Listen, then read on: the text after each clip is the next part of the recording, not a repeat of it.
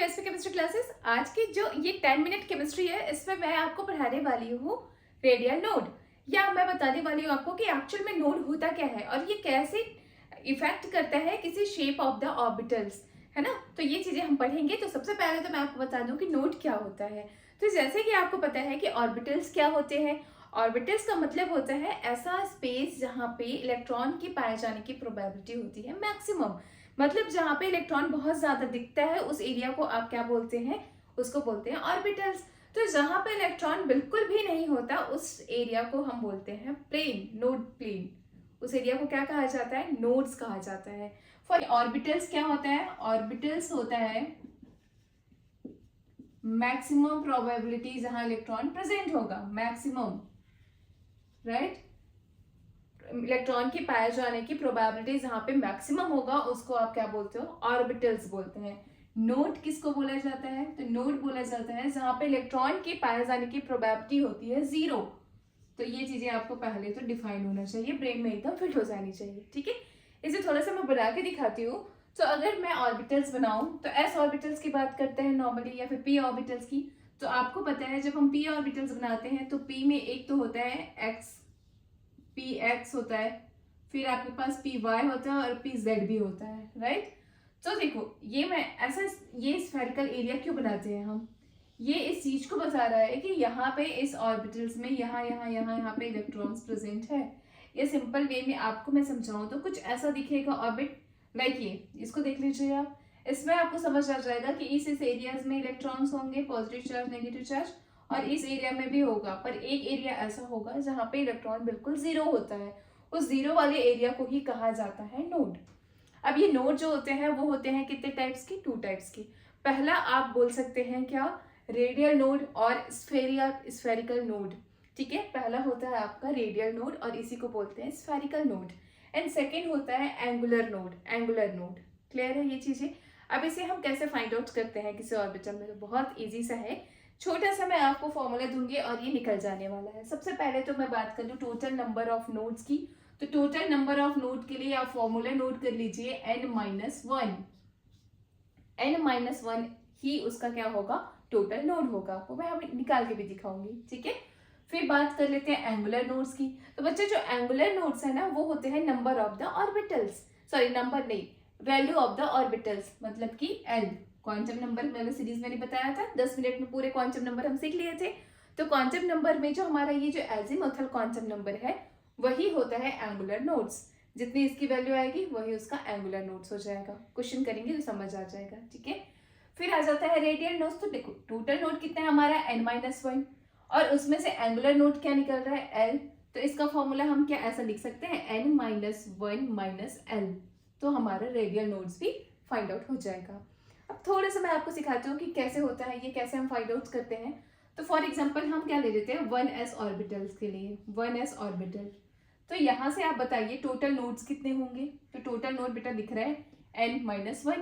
तो total nodes की अगर मैं बात करूँ तो टोटल नोड कितना हो जाएगा, n-1 मतलब 1 - 1 मतलब 0। तो 1s में टोटल नोड होता है 0, ठीक है। तो बाकी सब तो वैसे भी 0 आएगा, क्यों, क्योंकि देखो l की वैल्यू s के लिए क्या होती है, 0 ही होता है। तो ये भी 0 ही होगा एंगुलर नोड। तो जब ये दोनों ही 0 हो रहे हैं तो ये भी 0 होगा। तो 1s ऑर्बिटल्स में कोई नोड्स प्रेजेंट नहीं होते। यही रीजन है कि 1s ऑर्बिटल को आप कुछ इस टाइप से देखते हो, दिख रहे हो, इसमें कोई खाली जगह नहीं है, सब जगह इलेक्ट्रॉन घूम रहे हैं। अब समझ आ रहा है कि मैं क्या समझाना चाह रही थी। खाली जगह जहां इलेक्ट्रॉन नहीं होता उसे ही हम बोलते हैं नोड। अब क्योंकि 1s के लिए हमारी वैल्यू आ रही है क्या, 0।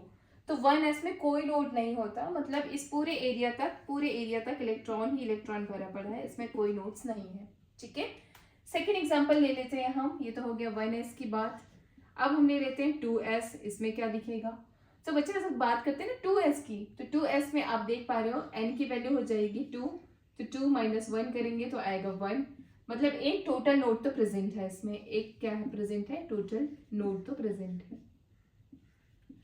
अब ये नोड क्या ये है, एंगुलर नोड है, तो आप बोलोगे नो, ये एंगुलर नोड नहीं है। क्यों एंगुलर नोड नहीं है, क्योंकि l की वैल्यू तो 0 आ रही है, l की वैल्यू तो 0 आ रही है।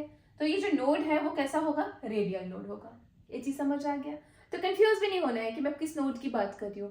पहले तो हम इतना ही रखते हैं कि हमारा जो 2s है उसमें कितना नोड आएगा, एक ही नोड आएगा। और वो टाइप्स क्या है उस नोड का, तो वो है रेडियल नोड। क्यों? क्योंकि वो एंगुलर नोड नहीं हो सकता, एंगुलर नोड तो एल के बेसिस पे आता है, राइट। तो यही रीजन है कि जब आप 2s बनाते हैं तो इस 2s में अंदर इलेक्ट्रॉन्स भरा हुआ है। अंदर ये देखो, ये जो मैंने बनाया है ना, ये सारा इलेक्ट्रॉन्स है, अंदर इलेक्ट्रॉन्स भरा है। फिर बीच में ये एरिया खाली दिख रहा है आपको, ये होगा आपका नोड, और उसके बाद फिर से आपको इलेक्ट्रॉन्स जो है वो दिख रहे हैं। क्लियर है? तो आप यहाँ से इसको बोल सकते हैं वन नोड इसमें प्रेजेंट है, जहाँ पे इलेक्ट्रॉन्स की पाए जाने की प्रोबेबिलिटी क्या है, 0 है। चीजें क्लियर हो रही है? वैसे ही आप 3s का निकाल लीजिए। 3s की भी अगर मैं बात करूँ तो आप बोलोगे मैम 3 - 1 = 2 नोड आएंगे।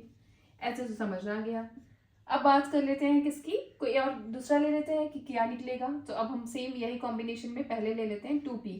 2p सेट भी तो होता है। तो जब बात करें 2p की बच्चा, तो 2p में क्या होगा, सबसे पहली बात तो ये है कि इसके लिए नॉर्मल नोड, टोटल नोड कितने निकल रहे हैं। तो आप बोलोगे मैम टोटल नोड तो निकलेगा n 2 - 1 2 - 1 = 1। तो इसमें टोटल नोड तो होंगे 1, ठीक है, एक नोड होगा, इतना समझ आ गया है। लेकिन अब अगर मैं बात करूं एंगुलर नोड, क्वेश्चन में तो ऐसे भी पूछता है एंगुलर नोड क्या होगा। तो अगर आपको p की वैल्यू पता है तो आप समझ गए होंगे कि एंगुलर नोड इसमें कितना है, 1। क्योंकि बच्चे ये चीजें आपको पता होता है ना, लिखवाया भी है मैंने क्वांटम नंबर्स वाले में कि हमारे पास अगर s ऑर्बिटल है, p ऑर्बिटल है, d ऑर्बिटल है, f ऑर्बिटल है, z ऑर्बिटल है, तो जो l की वैल्यू होगी वो s के लिए होती है 0 1, p के लिए होता है 1 2 3 एंड 4, ऐसे होता है। तो यहाँ पे क्या था, ऑर्बिटल p था, तो p है तो l की वैल्यू क्या हो जाएगी, 1 होगी। तो एंगुलर नोड भी क्या होगा, 1 ही होगा। तो यहाँ पे जो नोड है वो क्या है, एंगुलर नोड है। अब रेडियल नोड भी फॉर्मूला से निकालो, 0 ही आएगा, क्योंकि ऐसे भी पता चल रहा है एक ही तो टोटल नोड है। अब एंगुलर नोड ही निकला है 1, तो बेटा रेडियल नोड तो इसमें नहीं हो सकता, फिर भी निकाल लेते हैं। इसका फॉर्मूला क्या है हमारे पास, n - 1 - l। तो हम क्या करें, n है माइनस, इसकी वैल्यू कितनी आ जा रही है हमारी, n की वैल्यू कितनी है, 2 है, राइट। 1 माइनस कर दिया और l की वैल्यू 1 हो गई है, तो या तो 0 हो गया ना। तो इतनी चीज समझ आ गया कि यस हमारे पास जो 2p होता है, 2p जो होता है उसके पास कोई भी स्फेरिकल नोड या रेडियल नोड प्रेजेंट नहीं होता। 2p में प्रेजेंट होता है एक एंगुलर नोड, और यही रीजन है कि मैंने इसे स्फीयर शेप में नहीं बनाया, ये शेप को भी बता रहे हैं। इसमें 2 लोब्स प्रेजेंट होते हैं जिसमें इलेक्ट्रॉन की पाए जाने की प्रोबेबिलिटी ज्यादा होता है, और यहाँ पे एक नोड प्रेजेंट होता है। यही रीजन है कि मैंने यहाँ क्या लिख रखा है, 0 radial node but 1 angular node. तो ये किसका है बच्चा, ऐसा भी अगर एमसीक्यू में आता है कि इस टाइप के किस ऑर्बिटल में प्रेजेंट होता है, तो आप लिखोगे ये है 2p ऑर्बिटल्स का। तो इतनी इंफॉर्मेशन आपको समझ आ गई होगी। तो थोड़ा सा आगे और कुछ देख लेते हैं हम। बात करें अगर मैं, इतनी चीजें समझ आ गया, स्क्रीनशॉट ले लो और समझो इस चीज को, ठीक है। तो बहुत इजी वे में ये नोट्स निकालना आपको आ जाएगा। अब वैसे ही है, थोड़ी सी प्रैक्टिस ही कर लेते हैं। हमने 2p तक का निकाल लिया, 3s की बात कर ले तो 3s में आप क्या निकालेंगे, आप सीधे से बोलोगे कि मैम इसमें l = तो है 0, तो इसमें आप सीधे लिख दोगे नो एंगुलर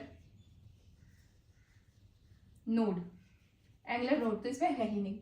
अब आप बात करेंगे कि मैम l ये तो हो गया। अब आप रेडियल नोड्स की बात कर लिए तो रेडियल नोड क्या हो जाता है, n - 1 - l। तो यहाँ से बच्चा क्या हो जाएगा, 3 - 1 - l मतलब 2 आ रहा है, तो इसके पास क्या प्रेजेंट होता है, 2 रेडियल नोड प्रेजेंट होता है।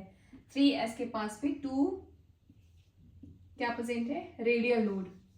इस रेडियल नोड को आप स्फेरिकल नोड्स भी बोलते हैं, 2 रेडियल नोड्स इसके पास प्रेजेंट है।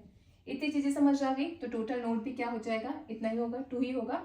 यही रीजन है कि बच्चा ये जो 3s होता है ना, उसको कुछ ऐसा डिनोट किया जाता है, लाइक ये जो है वो आपका न्यूक्लियस हो गया, और न्यूक्लियस के अराउंड ये सारे जो है वो इलेक्ट्रॉन्स हो जाएंगे।